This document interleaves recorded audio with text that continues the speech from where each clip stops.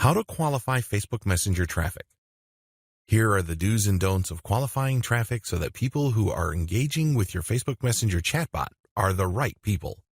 Let me clue you in on a powerful marketing secret on Facebook.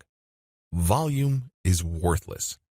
I know that sounds crazy to a lot of people because a lot of marketers view big traffic numbers with filtration in mind.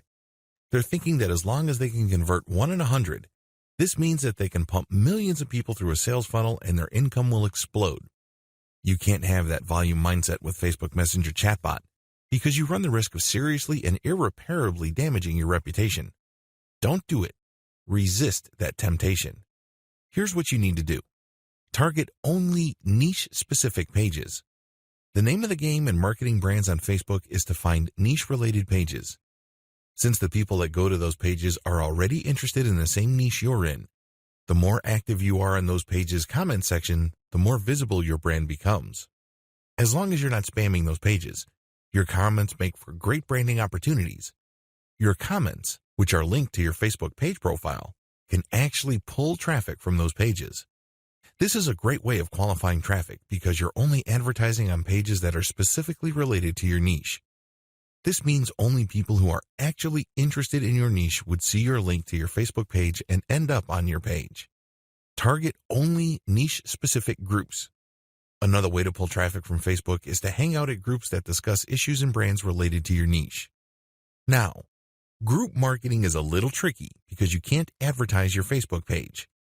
When you post in a group, it has to be your personal account. Accordingly, you have to walk on eggshells and be very diplomatic.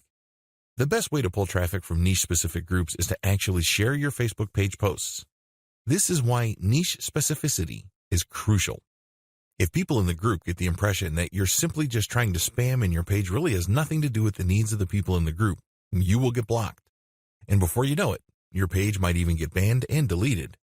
Still, when you target only niche-specific groups, you're basically engaging with people who have self-segregated themselves based on their interests. Use your page to call visitors to action. Once somebody finds their way to your Facebook page, you have a tremendous opportunity. Don't blow it. Maybe they found you through an ad. Maybe they found you through a post you shared in a group. Or maybe they found you through a comment on another page. Regardless of how they find you, call them to action. Now, here's the secret. You have to call them to action based on their needs. You can't just say, click on this button to get a hold of me. Well, any random bum can get a hold of you, and that might not be the right customer for you. You have to use emotional triggers targeted to the needs of your prospect.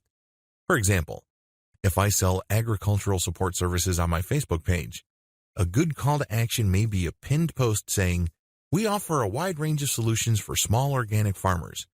If you're looking for higher yields or you're looking for local community sales resources, click here to chat with us.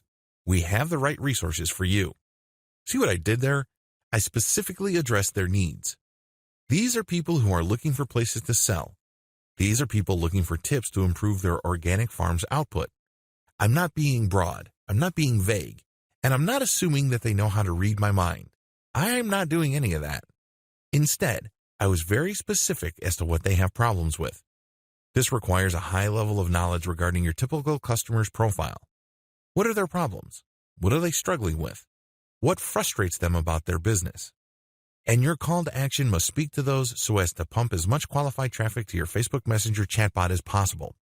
Pump as much traffic to pages that have your chatbot link. If you have web pages up, pump as much relevant traffic to those pages. Usually, your content will filter people and then at the end, get people to click on your Facebook Messenger link. The chatbot will take care of the rest. In a later video, I will tell you the many different forms this takes. But what's important is that you use your website to draw eyeballs to your chatbot link. Boost your brand's visibility and make it easy for prospects to see your chatbot link. The more you engage with people on social media and on many different messaging platforms, the more people can see your competence, credibility, and authority. In other words, they get an opportunity to see your brand in action. Remember, when you are actually sharing useful information with people, your brand improves. You stand out from the crowd.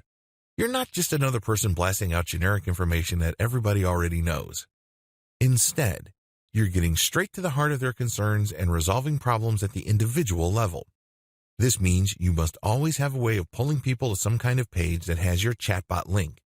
This is very important, because if you don't have some sort of payload or call to action in your overall messaging strategy online, you're not that visible.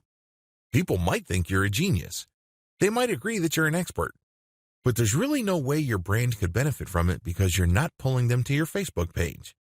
You're not telling them to check out your website. You're not doing any of that.